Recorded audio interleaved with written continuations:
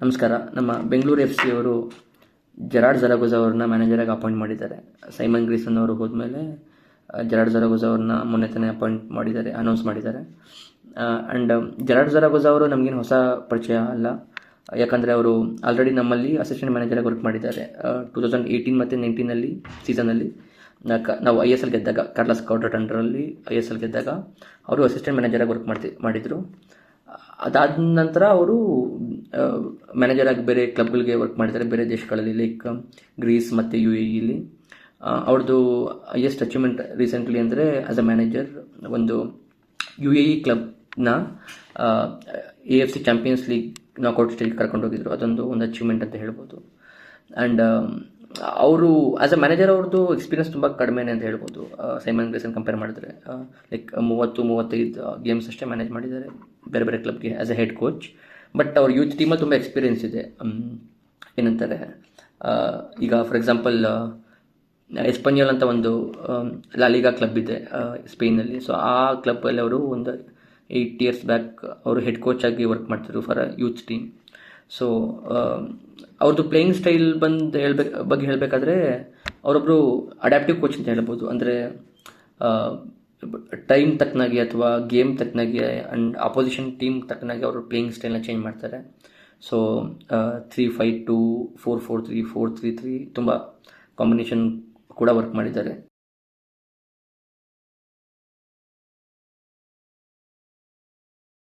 ಈ ಟೀಮಲ್ಲಿ ಏನು ಚೇಂಜ್ ಆಗಬೇಕು ಅಂದರೆ ನನ್ನ ಪ್ರಕಾರ ಕೇಳೋದಾದರೆ ಫಸ್ಟ್ ಥಿಂಗ್ ಅಂದರೆ mentality of the players change ಮಾಡಬೇಕು. ಅಂದರೆ ನಮ್ಮದು BFC ಒಂದು ಕಲ್ಚರ್ ಇದೆ, ವಿನ್ನಿಂಗ್ ಮೆಂಟಾಲಿಟಿ ಅಂತಾರೆ.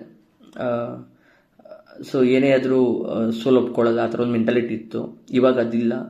ಸೊ ಅದನ್ನು ಅವರು ಫಸ್ಟ್ ಅದನ್ನು ಅಡ್ರೆಸ್ ಮಾಡಬೇಕು ಅವರು as a coach.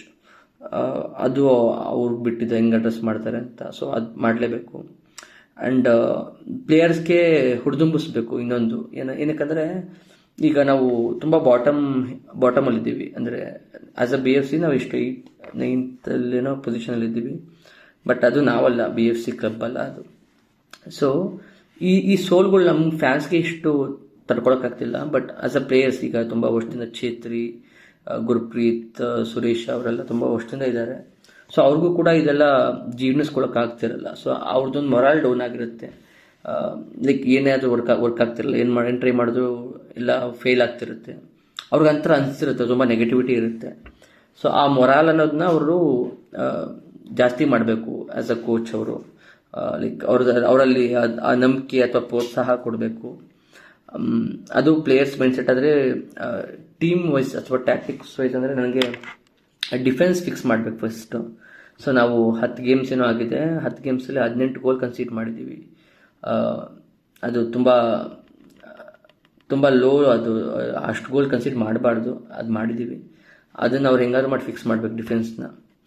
And as a fan ಆಗಿ ಹೇಳ್ಬೇಕಂದ್ರೆ ನಾನೇನು ಎಕ್ಸ್ಪೆಕ್ಟ್ ಮಾಡ್ತೀನಿ, ಅಥವಾ ಅವ್ರದ್ದು ಹೆಸರು ಅನೌನ್ಸ್ ಆದಾಗ ಆ್ಯಸ್ ಅ ಕೋಚ್ ನನಗದು ಮಿಕ್ಸ್ಡ್ ಒಪಿನಿಯನ್ ಇತ್ತು ಪರ್ಸ್ನಲಿ. ಲೈಕ್ ಏನಕ್ಕಂದರೆ ಈಗಲೂ ಕೂಡ ಸೇಮ್ ಮಿಕ್ಸ್ಡ್ ಒಪಿನಿಯನ್ಸ್ ಇದೆ. ಏನಕ್ಕಂದರೆ ಈಗ ಅವರು ತುಂಬ ಎಕ್ಸ್ಪೀರಿಯನ್ಸ್ ಕಡಿಮೆ as a manager. 30-35 games manage ಮಾಡಿದ್ದಾರೆ.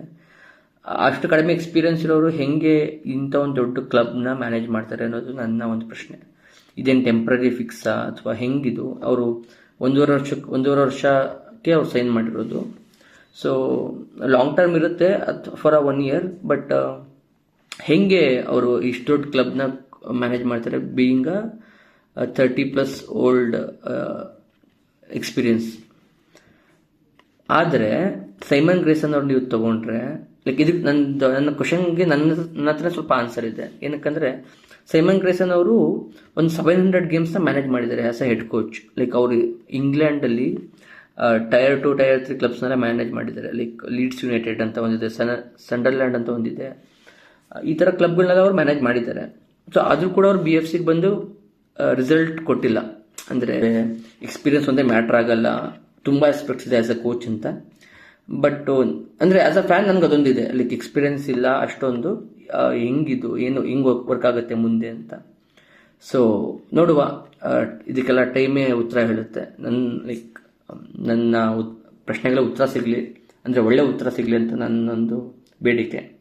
ಒಳ್ಳೆ ರಿಸಲ್ಟ್ಸ್ ಬರಲಿ, ನಮ್ಮ ಟೀಮ್ ಚೆನ್ನಾಗಾಗಲಿ ಅನ್ನೋದಷ್ಟೇ ನಮ್ಮ ಹಾರೈಕೆ. ಸೊ ಜೈ BFC, ಜೈ ಕರ್ನಾಟಕ.